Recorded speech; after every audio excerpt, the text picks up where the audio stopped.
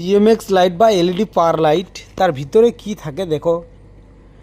একটা 2 inch fan আছে এবং একটা মাদার বোর্ড আছে এবং একটা পাওয়ার সাপ্লাই বোর্ড আছে আর একটা এক্সেলার মেল ফিমেল, আর কিছু কিন্তু থাকে না এর মধ্যে। এবং এটা একটা দেখতে পাচ্ছ, এটা হচ্ছে আমাদের এসএমডি লাইটের বোর্ড।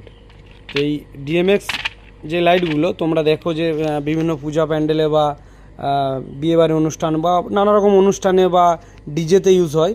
তো এই লাইটগুলো নর্মালি এরকম থাকে এর ভিতরে। তো লাইটগুলো কিভাবে জ্বালানো হয়, এই যে এর টপ প্লাগটা দেখছো, এই প্লাগটা যে কোনো প্লাগে অন করে দিলে তো দেখতে পাচ্ছ লাইট আমার জ্বলতে লেগেছে।